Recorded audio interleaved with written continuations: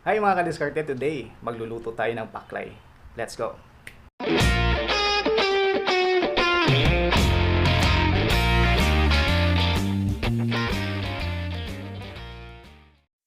Mga kadiskarte, welcome sa ating channel.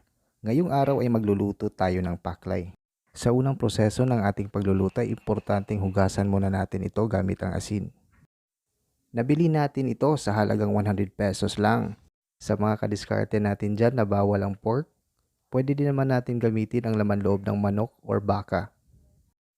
Pagkatapos nating mahugasan, pakuluan muna natin ng 1 oras at huwag kalimutang lagyan ng 1 kutsarang asin.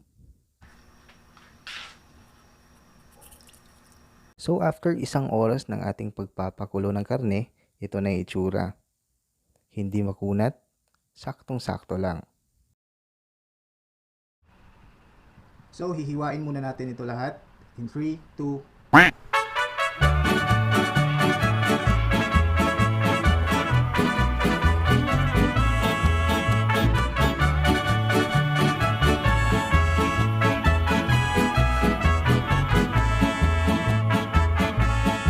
Yo voy a cantar esta canción para mi gente, con una pasión tan fuerte.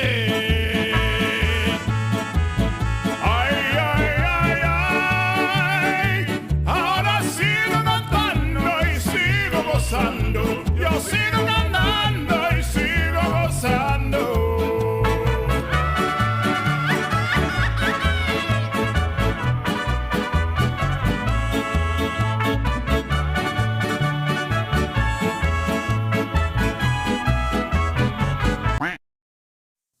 mga kadiskarte, ito na ang ating mga ingredients. Red bell pepper, daon ng laurel, beef nor cubes, sibuyas, luya, pamintang durog at buo, bawang, asin, oyster sauce, at ang ating bida. Ilagay na natin ang ating oil. Unahin nating isute ang ating sibuyas para hindi masunog yung bawang. Pero mas naunang nasunog ang aking isang ring light kaya dumilim. Sabi nga nila, the show must go on. Ito na yung bawang. Hoy, panulod na mo kay curfew na.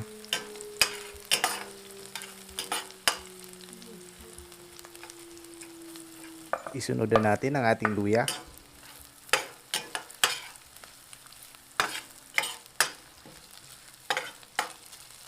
At ang ating pulang kampanilya. Joke. At sal pala or siling pula sa Tagalog.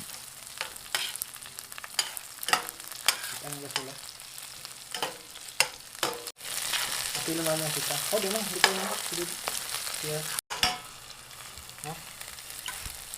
Ha? Oh, hindi.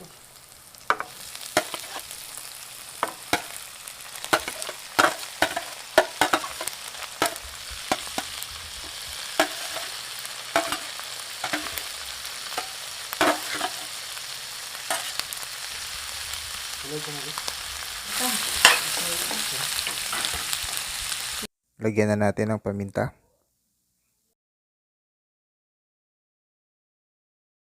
At lagyan natin ng asin.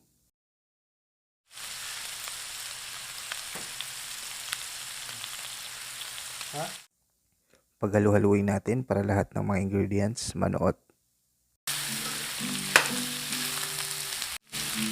Gusto nyo i-focus kang green, ano ba?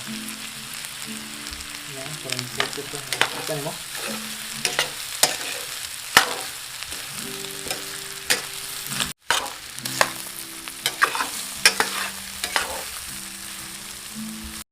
Ngayon, lagyan natin ng suka at toyo para may malasahan tayong maasim-asim at maalat-alat.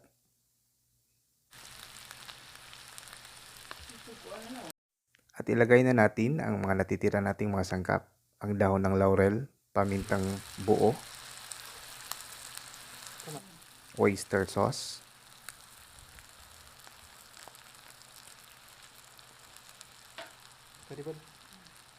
at ang ating beef cubes.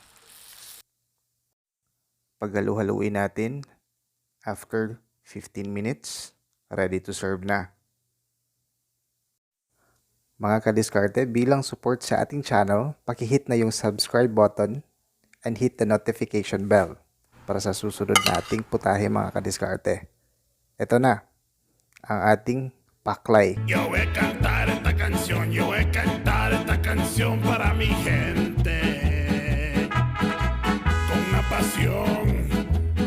Con una pasión tan fuerte.